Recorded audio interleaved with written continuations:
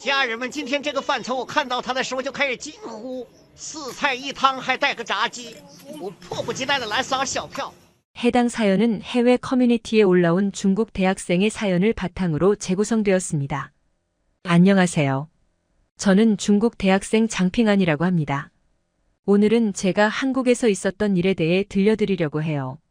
저는 한국을 가기 전까지는 한국에 대해 잘못된 지식을 습득한 부분들이 상당히 많았습니다. 그냥 남들 하는 웨이보나 빌리빌리, 더우인 같은 중국 어플만 사용했기 때문입니다. 중국의 경우 일반 국민들의 해외의 정보를 쉽게 습득하지 못하도록 국가에서 차단을 해놓거든요. 외국에서 일어나는 일을 알려면 중국 뉴스를 봐야 했는데 관영 매체 등에서는 중국 정부에 해가 되지 않는 정보를 선별해서 보도하기 때문에 편향적인 시각을 가질 수밖에 없었습니다. 그렇다 보니 우회 접속을 해서 외국 사이트에 들어가거나 그런 걸 전혀 하지 못했어요. 왜냐면 제가 할 줄 아는 거라고는 인터넷 서핑, SNS 하기 정도였으니까요. 컴퓨터 재설치하는 것도 못해서 주변 남학생들을 꼬셔서 도와달라고 할 정도였어요. 그래서 중국 인터넷에 있는 정보를 그대로 받아들였고 한국 급식이 형편없는 줄만 알고 있었습니다. 중국 인터넷에서 제가 본 한국 학생들이 먹는 음식은 이랬습니다. 밥과 김치 그리고 한눈에 보기에도 맛없어 보이는 반찬, 약간의 국과 토마토 쪼가리가 전부라는 걸 알자 너무 충격이었습니다. 심지어 가격도 싼 편이 아닌데 말입니다. 공부하느라 든든하게 먹어야 할 시기에 저렇게밖에 못 먹는다니. 사람들은 혹시 중국에서 추방당할 만큼 나쁜 짓을 해서 한국으로 쫓겨났냐는 농담부터 시작해서 꼭 졸업장을 해외에서 취득해야 하는 거냐, 경찰한테 신고하면 안 되는 거냐 등등 걱정하는 의견들을 내놓았습니다. 어떤 사람은 자신의 몸무게를 잰 것을 보여주며 한국의 유학생으로 살다 보니 저절로 다이어트가 된다는 우픈 내용의 영상을 올리기도 했죠. 그녀의 몸무게는 47kg으로 여자라면 누구나 부러워할 몸무게였지만 그게 본인이 다이어트를 의도해서가 아니라 못 먹고 다녀서 그렇게 빠진 것이라는 걸 알자 안타깝다는 생각이 들었습니다. 네티즌들은 중국 대학교 구내식당에 아주 푸짐하거나 맛있어 보이는 식단을 올리면서 한국과 비교했습니다. 저는 이때만 해도 제가 대학교에 가면 이런 음식들을 먹을 수 있을 줄 알았습니다. 성인이 되기 전까지만 해도 저는 펑왕이라고 하는 아주 작은 소도시에 살고 있었는데 말이 도시지 시골 같은 곳이라 그럴듯한 번화가가 하나밖에 없는 작은 곳이었습니다. 그래도 다행히 사진 명소로 유명한 곳이라 꽤 많은 관광객이 있었기 때문에 주민들이 먹고 살만은 했습니다. 저같이 젊은 여자들 입장에서는 심심하고 할 게 없어서 그렇지 도시 자체는 옛 중국의 모습이 잘 보존되어 있어 굉장히 고풍스러운 도시긴 했어요. 시골 학교나 다름없는 곳에 다녔던 저는 초등학교, 중학교, 고등학교 전부 다 부실하고 맛없는 음식을 먹었습니다. 닭 다리 2개라도 나오는 날에는 아이들 모두 신이 났죠. 그래서 이때는 제가 시골 학교나 다름없는 곳에 다녀서 급식이 형편없는 거지 대도시에서는 맛있는 식단을 먹을 수 있으리라 굳게 믿었죠. 공부를 잘했던 저는 중국의 일선 도시인 항저우의 명문대학에 입학하게 되었고 인터넷에서 본 맛있는 구내식단을 기대했습니다. 그러나 대학에 들어간 지 한 달이 채 지나지 않아 인터넷 속 사진들은 다 환상이었다는 것을 알게 되었습니다. 일단 뷔페식으로 퍼가는 형태니 많이 먹을 수는 있는데 문제는 맛이 없어도 너무 없었습니다. 메뉴 중 카레가 있었다. 그러면 야채가 제대로 다 익지도 않아 당근이나 감자가 사각거리는 때도 있었고 심지어는 급하게 냉동 상태의 야채를 부었다는 게 티날 정도로 차가운 야채도 있었습니다. 게다가 위생상으로 문제 있는 경우도 많았습니다. 구내식당에서 머리카락이 나오는 건 예사질도 아니었습니다. 그래도 제 학교는 명문대이다 보니 이 정도 수준에서 끝나지만 다른 학교들은 더 심한 경우가 많았습니다. 반찬을 받았더니 콘돔이 나온 적도 있었고 구내식당 참깨 소스통에 쥐가 나온 적도 있었습니다. 위생상 문제가 없다 싶으면 기괴한 요리를 내놓았죠. 제가 다니는 학교의 구내식당도 맛없긴 하지만 친구가 다니는 대학교의 조리사는 정말 기상천외한 요리를 내놓았습니다. 비행사가 꿈이었던 친구는 중국 민간항공대학교에 다니고 있었는데 점심때 식사하러 가면 토마토와 월병이랑 같이 볶아서 내놓는가 하면 심지어 오이를 통째로 볶아서 줄 때도 있었습니다. 그 외에도 오렌지, 돼지볶음, 딸기, 계란찜 같은 실험 정신이 강한 요리들을 하다 보니 학생들이 제발 정상적인 요리를 좀 했으면 좋겠다는 푸념을 자주 한다고 해요. 현실을 알게 된 저는 어딜 가나 급식이나 학식은 다 형편없고 맛없는 거구나라고 생각해버렸습니다. 1학년 2학기가 되자 아예 구내식당을 찾지 않고 직접 도시락을 싸오거나 학교 밖 식당을 이용하게 됐습니다. 시간이 흘러 어느새 3학년이 됐습니다. 스펙을 만들기 위해 여러 가지 대외 활동을 다니기 시작했습니다. 저는 영광스럽게도 국제대학생 환경포럼의 대표로 나가게 되었는데 그 당시 열리는 장소가 한국이었습니다.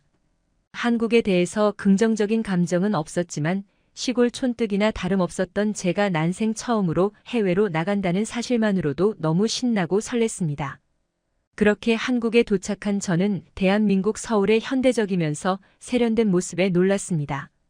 학교 측 배려로 기왕 다녀오는 김에 관광도 하라고 행사가 열리기 전날 오전에 미리 왔기 때문에 서울 거리 이곳저곳을 구경할 수 있었거든요. 저도 듣고 본 게 있으니 한국을 못 사는 나라로 인식한 것은 아니었지만 SNS에서 느낀 한국의 모습하고는 달라서 어리둥절했습니다. 웨이보에 올라오는 글을 보면 한국에서의 삶은 불편한 게 많다. 대도시에 사는 중국인 입장에서는 시골 같은 동네들이 많다. 인터넷이 잘 안 터진다 등등 여러 가지 애로사항이 많다고 했습니다. 그런데 와이파이 속도는 오히려 한국보다 빠르다는 생각이 들었으며 공중화장실이나 버스 정류장 또한 중국보다 훨씬 쾌적하고 깨끗했습니다. 그중 충격적이었던 점은 길거리에 있는 공공자전거가 가지런히 보관되고 있다는 점이었습니다.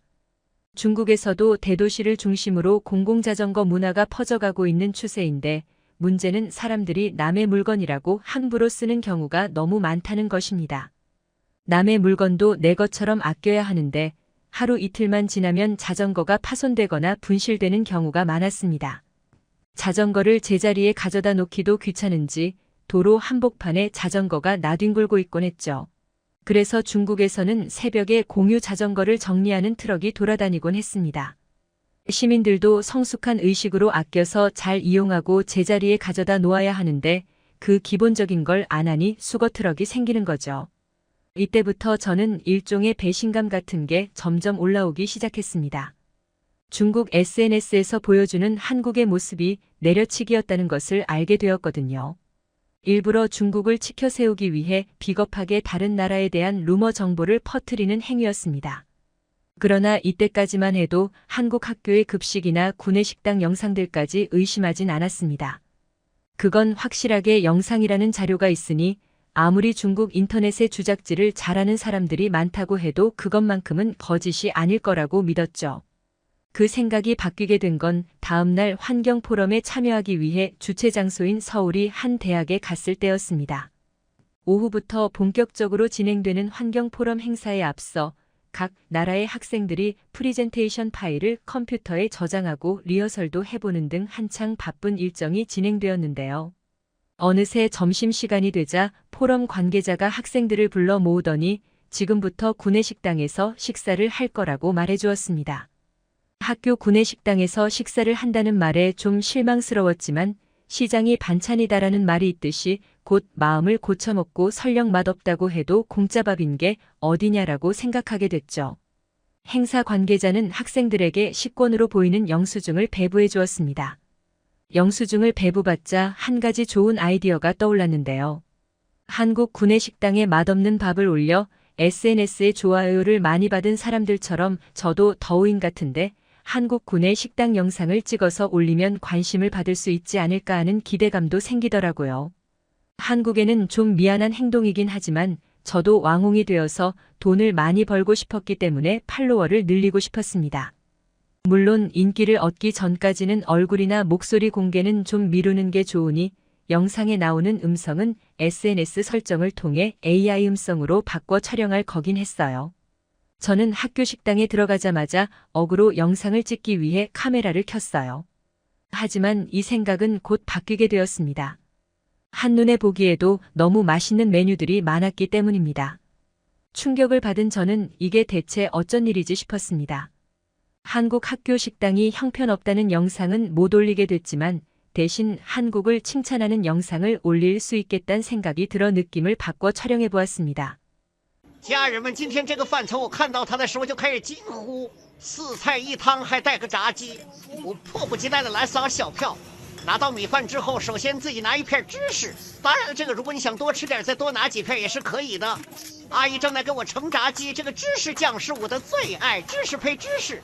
然后今天呢还有这个海苔碎，我还没想好怎么吃，等会儿想一下。